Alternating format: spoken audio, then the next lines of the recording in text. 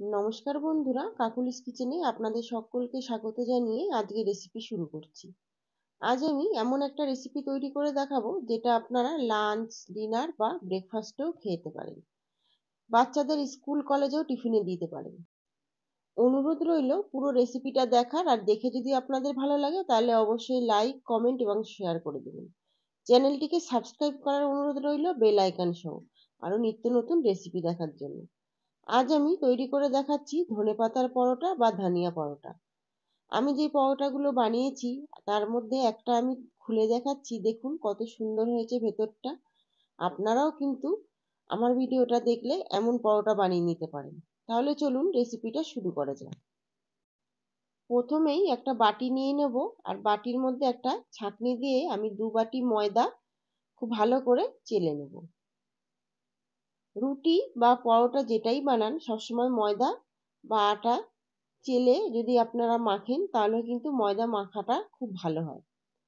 আমি সবসময় চেষ্টা করি চালনি দিয়ে চেলে নেওয়ার। আমার 2 বাটি ময়দা চেলে নেওয়া হয়ে গেছে। এবার কিছু মশলা এখানে অ্যাড করতে হবে। পরিমাণ মতো নুন অ্যাড করলাম, হাফ টিস্পুন চিনি, আর পরোটা অনেকের হজম হয় না তাই জন্য অ্যাড করে দিলাম জোয়ান, রোস্টেড জিরে হাফ টিস্পুন হলুদ, half teaspoon Kashmiri red chilli powder, half teaspoon গরম মশলা, হাফ টিস্পুন রোস্টেড জিরা পাউডার, আর অ্যাড করে দিলাম বেশ খানিকটা ধনেপাতা কুচি। অ্যাড করে দিলাম একটা বড় সাইজের পেঁয়াজ কুচানো। অ্যাড করে দিচ্ছি 1 টিস্পুন আদার কিমা, 1 টিস্পুন রসুন কিমা। এবার অ্যাড করে দেবো 3-4টে কুচিয়ে রাখা কাঁচা লঙ্কা। এবার সমস্ত জিনিস হাতের সাহায্যে খুব ভালো করে চেপে চেপে একটু মেখে নিতে হবে। প্রথমেই এখানে জল অ্যাড করা যাবে না, যেহেতু পেঁয়াজ আছে পেঁয়াজ থেকে কিন্তু জল বেরোবে, আর ধনেপাতাটা দিতে হবে একদম জল ঝরিয়ে নিয়ে। ধনেপাতার গায়ে যেন একটু জল লেগে না থাকে সেইভাবে ধনেপাতাটা অ্যাড করবেন। এবার সমস্ত জিনিস খুব ভালো করে চেপে চেপে বেশ খানিকক্ষণ মেখে নিতে হবে। তারপর উষ্ণ গরম জল বারে বারে অল্প অল্প করে দিয়ে ময়দাটা মেখে নিতে হবে।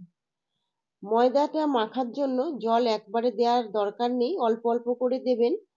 কেন এই ময়দাটা মাখতে খুব বেশি জলের দরকার নেই, যেহেতু এখানে পেঁয়াজ রয়েছে, ধনেপাতা রয়েছে, ওগুলো থেকে এমনিতেই একটু জল বেরোয়, তাই জন্য আপনারা অল্প অল্প জল দিয়ে ডোটা মাখবেন। ডোটা মাখা হয়ে গেছে। আমি এখানে হাফ টি স্পুন তেল দিয়ে আবারও খুব ভালো করে ময়দাটা মেখে নেব। মেখে ঢাকা দিয়ে রেখে দেবো, তবে বেশিক্ষণ আমরা ঢাকা দিয়ে রাখবো না। এইটার সঙ্গে সঙ্গেই লেচি কেটে আমরা পরোটা বানিয়ে নেব।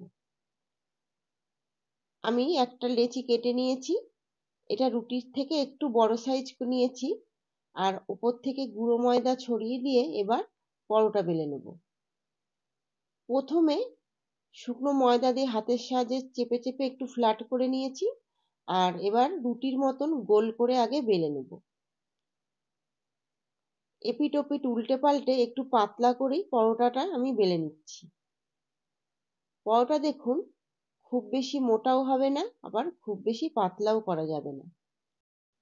প্রথমেই একটা রুটির মতন বেলে নিয়েছি, তারপর ওপর থেকে একটু সাদা তেল দিয়ে দিলাম। সাদা তেলটা আমি সমস্ত রুটির গায়ে খুব ভালো করে মাখিয়ে দিলাম। আমি এই কাজটা হাতের সাহায্যে করেছি, আপনারা চাইলে ব্রাশ দিয়েও করে নিতে পারেন। তারপর উপর থেকে একটু ময়দা ছড়িয়ে চারিদিকে ছড়িয়ে দিতে হবে। এরপর একটা চাকুর সাহায্যে মাঝখান বরাবর হাফটা কেটে নিতে হবে।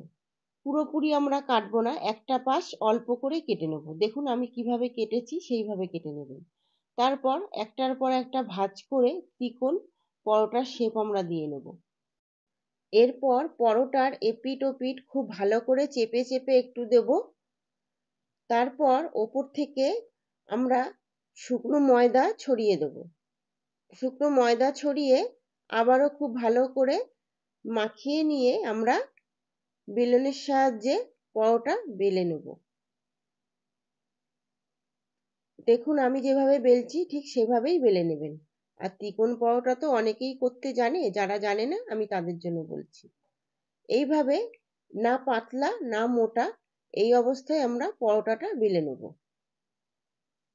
আমরা ওদিকে চাটু গরম করতে বসিয়ে দিয়েছি। এবার বানিয়ে রাখা পরোটা চাটুর উপর দিয়ে দেব। মিডিয়াম ফ্লেমে এপিট ওপিট করে খুব ভালো করে সেঁকে নিতে হবে আগে। প্রথমেই তেল দেওয়ার দরকার নেই। দেখুন ওপরটা খুব ভালোভাবে হয়ে আসার পর আমি এখানে পরিমাণ মতো তেল অ্যাড করে দিলাম। আপনারা কম বা বেশি সেটা নিজেদের ইচ্ছা মতো তেল দিয়ে ভাজতে পারেন। এরপর ভালো করে চেপে চেপে পরোটাটা এপিট ওপিট করে ভেজে নিতে হবে। আপনারা যদি একটু কড়া ভাজা পছন্দ করেন তাহলে পরে একটু লাল করে ভেজে নেবেন, আর হালকা ভাজা পছন্দ করলে একটু হালকা করে ভেজে নেবেন। আপনাদের যেরকম পছন্দ সেইভাবে পরোটা ভেজে নেবেন। এদিকে আমরা উল্টে পাল্টে পরোটা ভেজে নিচ্ছি। পরোটা দেখুন ভাজতে ভাজতে একটু ওপর থেকে লাল লাল কালার ধরে আসবে, সেই সময় আমরা পরোটাটা তুলে নেব। আমি এখানে আর একটা পরোটা বানিয়ে দেখিয়ে দিচ্ছি। প্রথমে একটা গোল রুটির মতন বানিয়ে নিয়েছি, তারপর ওপর থেকে ছড়িয়ে দিলাম সাদা তেল।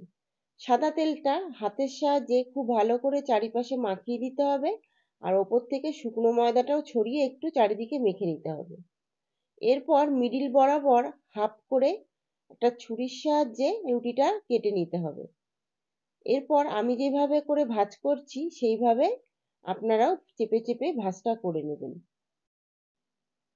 রুটিটা পরোটার শেপে ভাঁজ করে নেওয়ার পর দুটো পাশ খুব ভালো করে হাতের সাহায্যে চেপে নেব। আগের পরোটায় আমি যেভাবে চেপে চেপে নিয়েছিলাম এইটাতেও সেইভাবেই চেপে নেব। এরপর ওপর থেকে একটু শুকনো ময়দা ছড়িয়ে দেব, আর দুটো পাশ ভালো করে মাখিয়ে নিয়ে এবার বেলে নেব। আপনারাও ঠিক এইভাবে পরোটা বানিয়ে নিতে পারেন, আর বানিয়ে নিয়ে গরম গরম পরিবেশন করতে হবে বাড়ির লোকেদের সঙ্গে। নিজেও খাবেন আর বাড়ির লোকদেরও খাওয়াবেন, সবাই কিন্তু খুব খুশি হয়ে যাবে। এবার পরোটা দেখুন আমি বেলে নিচ্ছি। বেলে নেওয়ার পর এবার সমস্ত পরোটাগুলো আমি সেঁকে নেব, সেঁকে তেলে ভেজে নেব। ফিরে আসছি সমস্ত পরোটা ভেজে নেওয়ার পর।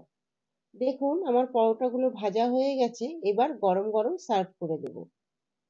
আমি এখানে চাটনি আর বেগুন ভর্তা দিয়ে সার্ভ করেছি। এই দুটো রেসিপি আমার চ্যানেলে কিন্তু আপলোড হয়ে গেছে। আপনারা যদি মিস করে থাকেন তাহলে অবশ্যই দেখে নেবেন। আশা করব আজকের রেসিপি আপনাদের খুবই ভালো লেগেছে। অনুরোধ রইল বাড়িতে একবার হলেও রেসিপিটা ট্রাই করার। আর রেসিপি ভালো লাগলে আপনাদের মূল্যবান মতামত কমেন্টের মাধ্যমে জানাতে কিন্তু ভুলবেন না।